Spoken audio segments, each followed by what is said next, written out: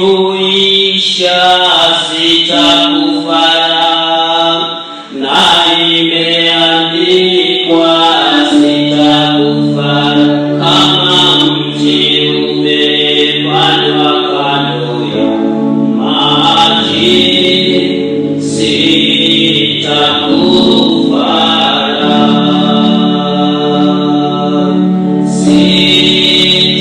sitakufa,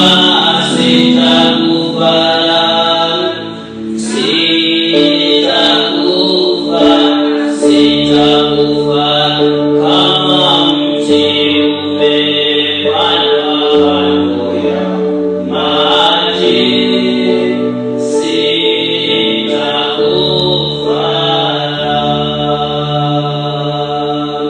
Kwa damu yake ameninunua, kwa Roho wake amenibatiza, kama mti umepandwa kando ya maji, sitakufa,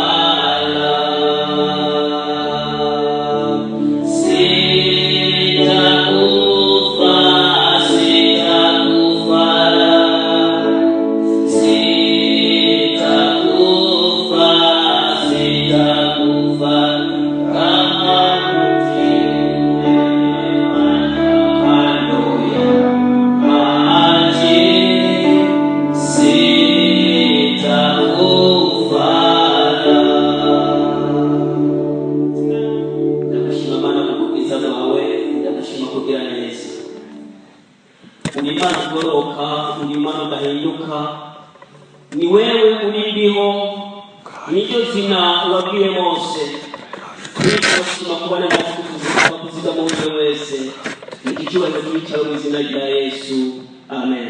Amen.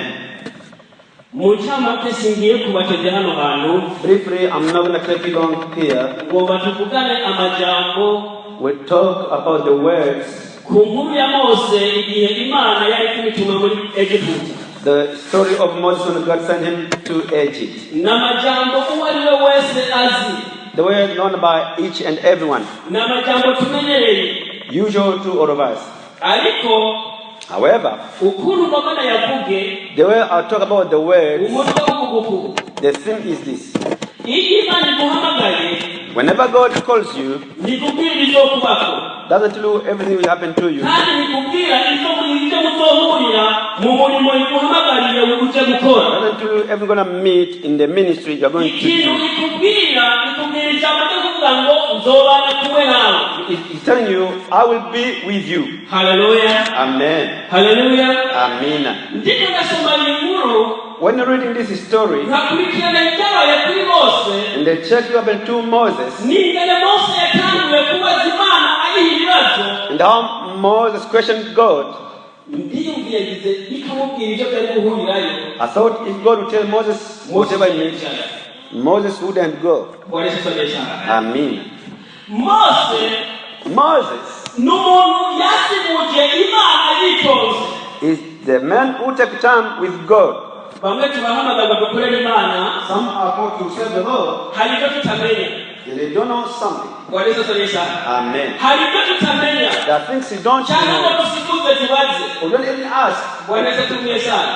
Ntidusikuza ngo tubaze, Don't even ask. ariko Mose yasimuje kimwe ku kindi.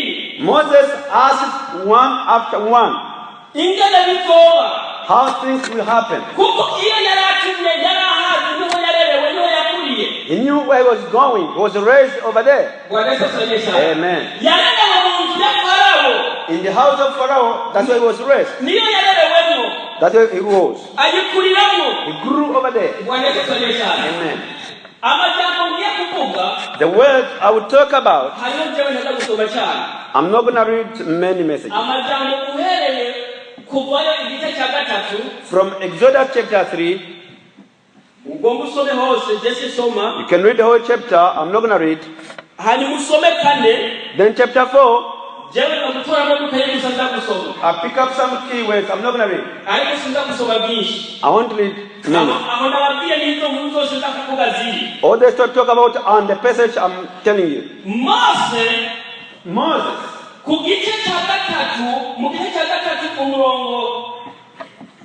In the 3rd chapter, in the verse 11, one person can read for all of us. A question Moses gave to God. But Moses said to God, "Who am I that I should go to Pharaoh and bring the Israelites out of Egypt?" Hallelujah. Amen. Who am I? That's the question Moses gave to God. Who am I to stand in front of Pharaoh? Ask yourself. It should be Moses. You are sent to the king. Go tell me to go with them. I don't know if it's going to be easy. Moses said, "Who am I?" Something else God didn't tell him.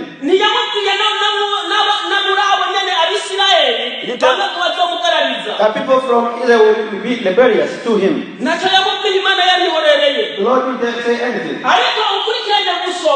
When you read all stories on their history,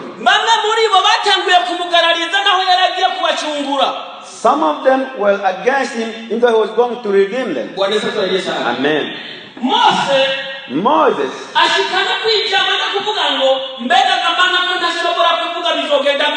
reached the point, said, "God, I can't speak properly. What's going to happen?"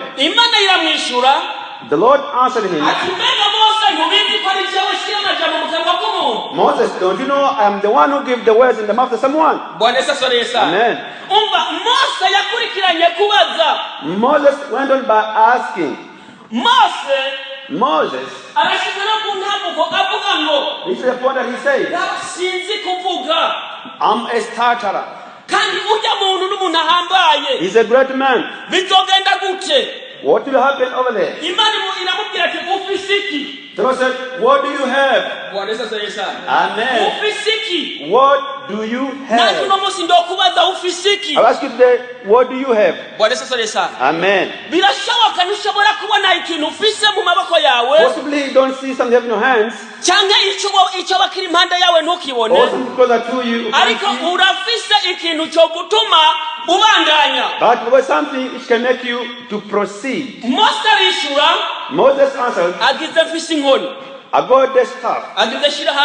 Put it down." He put the stick down. The stick became a snake. Moses went back. God, don't fear. Amen. Fear no more. Come closer and pick up by the tail. Amen. That is a great test. On that test, it's not God. I don't know. Some can fail. Possibly you are full of worries and you are afraid. Amen. Moses went back. So they hold by the tail. He hold by the tail. When he became the stick again. God said, "Take with you that one." Amen. Moses didn't I know how the people are. Moses, what are you doing? Amen. What's that? I told you, fear no more, I'll be with you. God, I know those people. I didn't know them. God, put your hands in the armpit. Amen. Put your hands in the armpit. Say, put out. When out, leprosy. Amen. Moses was fearing. What is this God? I told you I would be with you. Amen. Imana yongera umubwira ati subiza mu kwaha. Don't put it again in the armpit. Yongera subizayo. Did it again. Imana yongera ati kurayo. Take it out. Amaze gukurayo. After that, imibembe yagiye. no more reproaching. Bwana Yesu aliyesaa. Amen. Imana yaramudondesheje Mose. God took Moses step by step.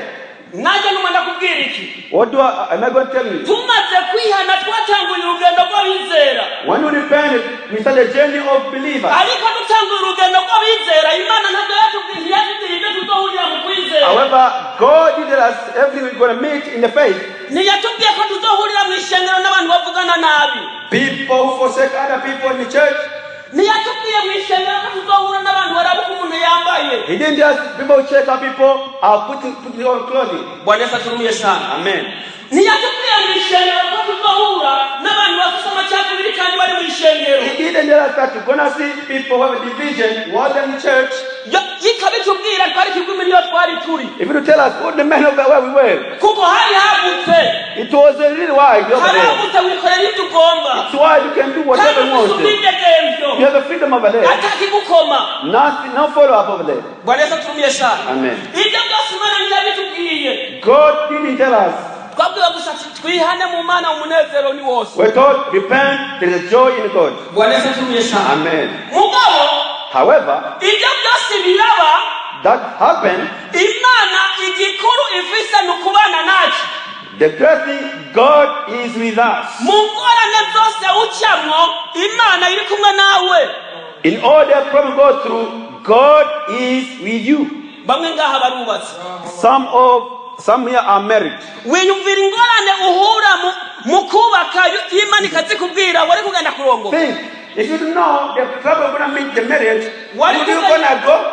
Yaba umugabo ntiyagenda kuresha. Even a man will not propose. Yari kuvuga ati ndabihebye nzobasiribatera. I stop it, I will remain a bachelor. Icyo nibanga ry'Imana. That's a secret of God. Igushira ahantu. He puts you somewhere. Kugira ngo igutoze indero.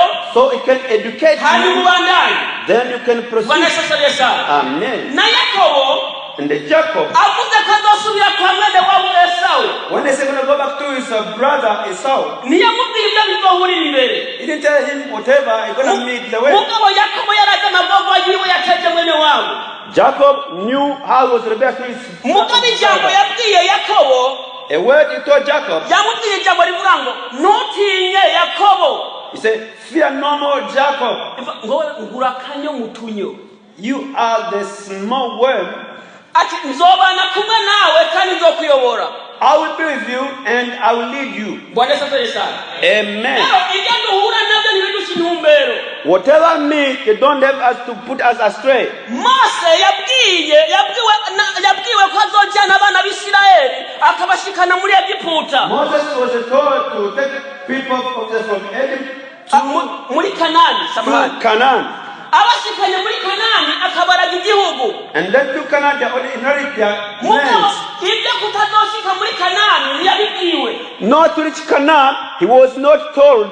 Bwana Yesu sana. Amen. Twebwe turi ngaha mu ishengero. We are here in the church. Dusenga kuja mu ijuru. We pray going to heaven. Ibyo kutaja mu ijuru ntabyo turabwirwa ko tutarajayo. What about to reach there? We're not told. Uko dusenga kose dusenga twemera ko tuzoja hehe. Whenever we pray, we believe we're gonna go where? Mu ijuru.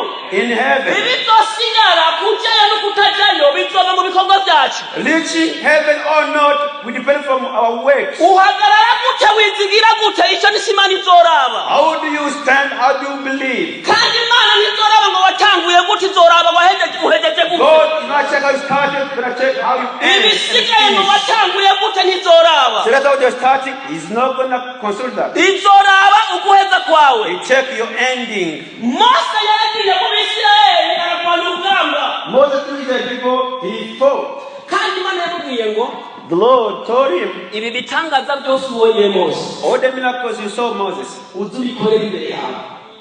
Performing them in front of them. Nzokomana ku mutima wa Farao. I will harden the heart of Pharaoh. Kugira ibitangaza byose bikoreka. So that all these miracles will happen. Everything so is going to perform it there. Amen.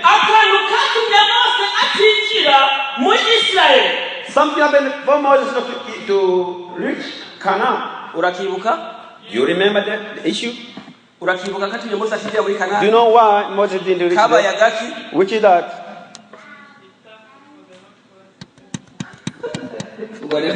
Amen. The Bible tells me yaserukiye Imana mu buryo butaribwo. He represents God wrongly. Moses yarakoze muri Israeli. He worked among Israel people. Kuko yamarushwa bamuteje. And because of the trouble they made, arashavura ararenza. He was over angry. Kwa Kiswahili wanasema kwamba alimwakilisha Mungu katika njia isiyofaa. He represented God in an unfair way in Swahili. Bwana Yesu asifiwe. Amen. Kwa hiyo so far hilo jambo likamfanya Mungu akatae kwamba hautoingia. That he made the Lord to refuse Moses to give.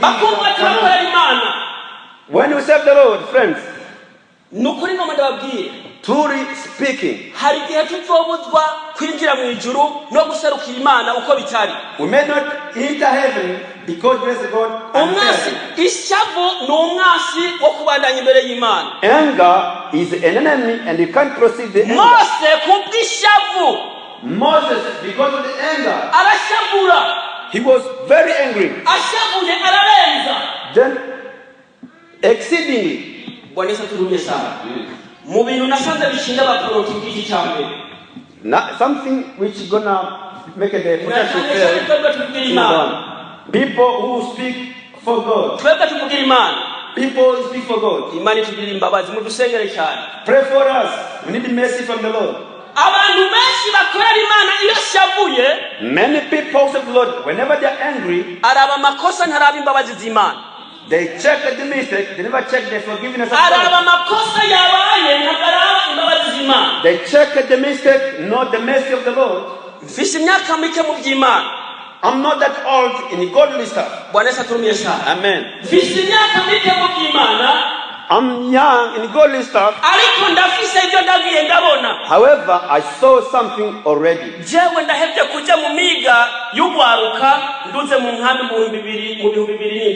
I stopped going in youth ministries in 2007 in the refugee camp. I was 25 years old. I was going in the youth ministries. That's how I started to see how seven Lord become angry. When I'm saying this, say what is more about? What is going to take us to? One boy fled from Burundi. One came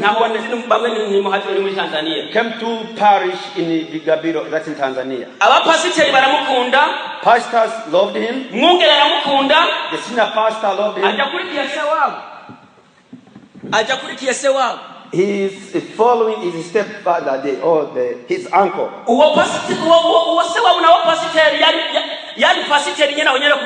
And that man was a pastor there to the parish. And wherever the steppers are going, want to go with him. I told you, he had the talent of singing. When he was singing, people would speak in the tongue. Then the senior pastor loved him. Missionaries from Sweden, they loved him. They took him to their college. Let me tell you, some people can be angry for something like that. People may become angry for that. Remember the thing, whenever God called you, He's not telling you whatever God is. Amen. He tells you that will be with you. Amen. So the young man was in the Bible college. A time came when he finished his college. Say, we're going to give me a department, we're going to minister. His uncle was against the young man. So he can't get that. He can't. Another one will receive that. They put there someone else. umuhungu aratuka Dar es Salaam. The young man went to Dar es Salaam. Bwana Imana yaragutoye iyo bizoca hose. If the Lord selected you, whatever happens, wibuke na Mose ko yari yarahunze. Remember Moses used to flee. Arava muri Egiputa arahunga aragenda. Went from Egypt and the slaves to look after the flock in the forest, in the bush. Because the Lord wanted him, he found him in the bush over there. Back there. Amen. The young boy went to Dar es Salaam. You know how the guitar is beautiful and it's singing? I used to sing and it happened, it's hard, you know. When he was there, he started the ministry of singing. Wherever he was, there was no church.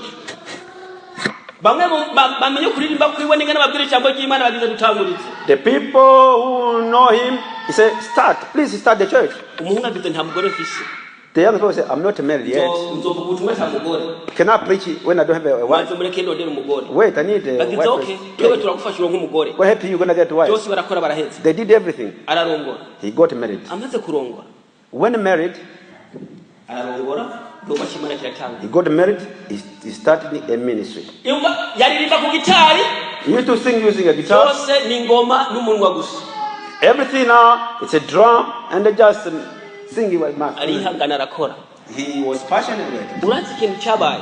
Do you know what happened? I told you, God doesn't tell you what you're going to meet.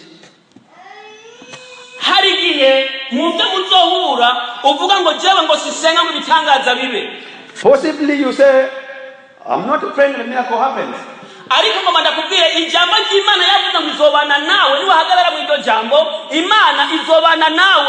The word God said, I be with you. If you say that the word, God will be with you. Without saying who you are, he's checking how you stand in his way. How do you fear God? The boy started to pray, where will I get news from Lord? No news from the Lord. Amen. Someone from India. You know, most of Africans went for treatment in India. They tried wherever in India, however, in vain. They took the person in the Tanzanian traditional healers. They tried traditional healing, however, in vain. They went to the small church of the young men.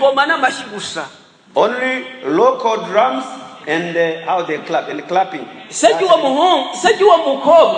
father of that lady. That's the young man. You say that Jesus is healing. If I bring my daughter, will Jesus heal the daughter? He said, yes. Will she get healing? Yes. They collected the family. The men saw there are many and they was afraid. We need you to pray for her when everyone is watching. And we want to see how Jesus is healing.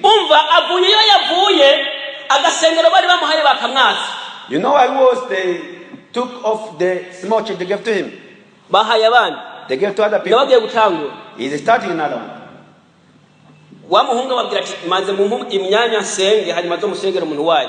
The devil told them, give me time to pray alone so I can pray him in public. Went in the room and prayed, and they came back to pray for the lady. When he prayed for the lady, it was healing. After healing, they come to the young boy. Say whatever you want, we're going to give it to you. That's where there is a taste. Friends. Amen. And that's how Gehazi felt here. Amen. Say whatever you want, we're going to give it to you. Simenya nimba umuhungu w'abandi yagiye agasenga bikanka simenya. I don't know if they want to pray and you get any response. I don't know. Agarushe babwiye ati ntacyo nkenye ngaha mu rusengero. Say I don't need anything here in the church. Agize wowe tubwire cyo ugomba cyose twozana ngaha mu rusengero cyangwa kiwawe utubwire. Tell us what you need in the church or for you. We're going to do it for you. Agize mu nyumve. Say listen. Iki Imana ibabwira mu gikore. Do whatever God is telling you to do. Bwana Yesu asifiwe sana. Amen. Dukore iki Imana itubwira. Do we need to do what the Lord is telling us? Agzego. Sure. Ibyo mwabona byo banga mu rusengero mubizaniwe mu rusengero. Anything needed in church, bring. Ibindi mwokora mu birabe. Anything you can do, check for yourself. Wa mujyango uragenda uricara. The family went for a meeting. Bagize icyambere hajya mu rusengero nta ntebe. They say in church there's no chairs. Kajya gasengero ni gato. The church is small. Hajya mu rusengero nta byombo. There's no musical instrument. Bagize tugiye kubwira bimuhira ko hariho Yesu akiza dusubiye iwacu India tuzogaruka. We're going home to India. Tell our people there is a killer wheel, then we'll be back. Barafata urugendo basubira muri India. They went back to India. Haheze imisi baragaruka. Then they went back to Tanzania. Bazana iseti y'ivyombo ikwiye. They said they brought a set of musical instruments, full one. Bagize rondera hano hakuba matofari ubakisha urusengero. Search for bricks and make a building of the church. Leka ndakubwira rero icyabaye. Let me tell you what happened. Ndagombye kuvuga harahukura uhura na gakendere uri mu murimo ukagomba kwigwanirira. Sometimes you might be the spice in the ministry, then you fight for yourself. Uratsinzwe. You losing. Bwana Yesu asifiwe. Amen. Uyu muhungu, this young boy, hagaze igihe se wabo yaciye agomba aze kumurondera. In that time, his uncle was looking for him. Amakuru, no, the story. Amakuru aragenda. The story is going, flying over. Bagize mungu wanyu hari yafite urusengero rwaruzuye. Your son there, he have a big church over there. Urusengero rwaruzuye. Many people over there. Araduka. The men went.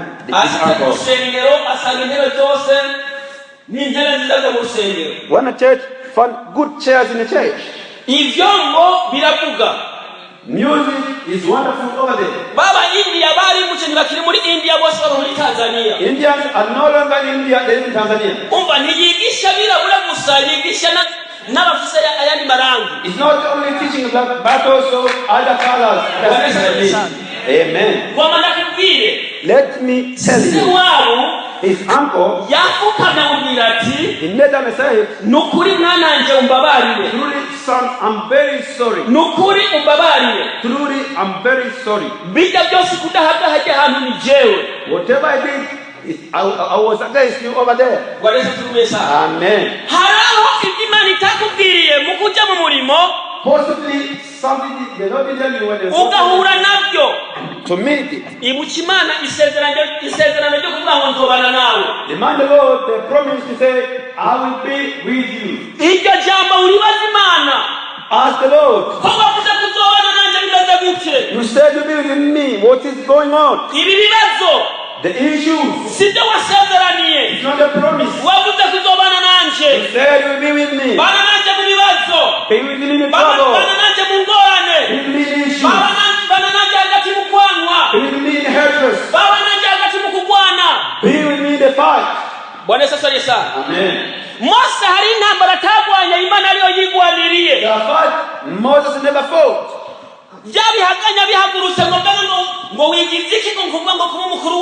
When the giant was standing, said, how do you become our leader? Moses apologized for them. And the God told Moses, go a bit further, I'll show you what I'm going to do. You know, the earth was split and they swallowed all people before Moses. I'm telling you this afternoon. The secret God, the Lord will swallow them. All they should be swallowed by God.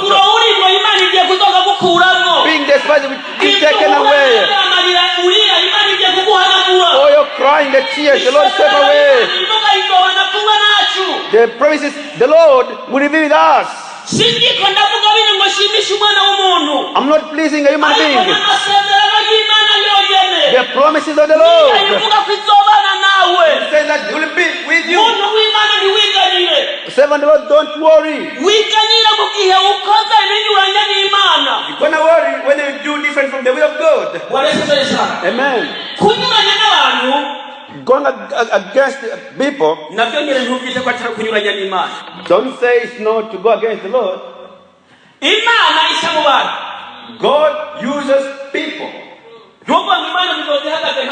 Don't say God stand like a Naaman. No. Never. Sometimes he uses the humble people. When I came to Australia, the Lord did tell me to make an application. Someone came to me and told me, do you want to go to Australia? I said, Lord, that the man so that my staff will...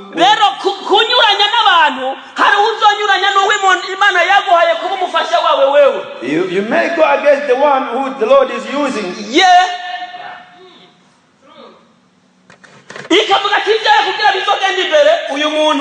Your staff to proceed, this one here. Remember, Aaron was a weak person.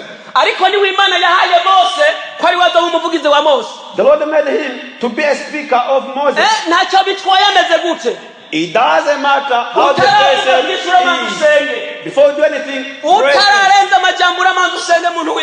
pray first.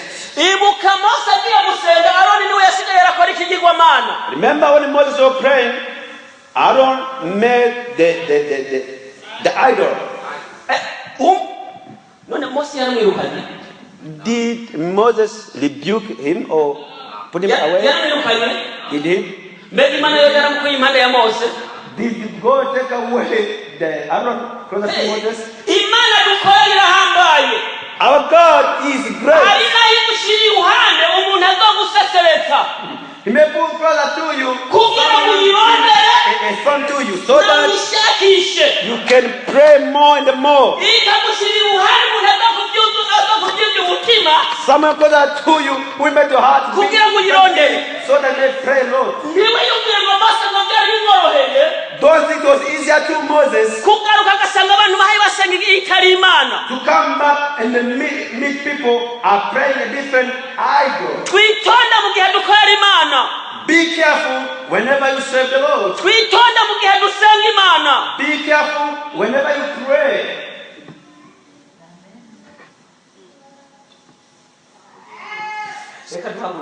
Let's stand up. If I talk about Moses, it may take longer. Remember Moses?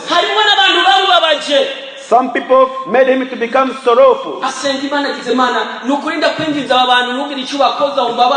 God, I'm sorry, don't harm these people. The Lord only decided. Let's leave things for God. Leave things for God. What are we meeting? Let's conclude by this. One lady was against the husband. When they have a different argument, if the Lord take him, I'll be peaceful. The Lord is listening. We pray, we don't see him. Lord says, let me take him so you get peace. When it was us and no Lord, if you leave him and maybe slap me a bit, no problem. That's his greeting. If I would know. Even a cripple helps something to his owner. Have you seen Vic, the Australian who has no leg and no arms at all? Did you see the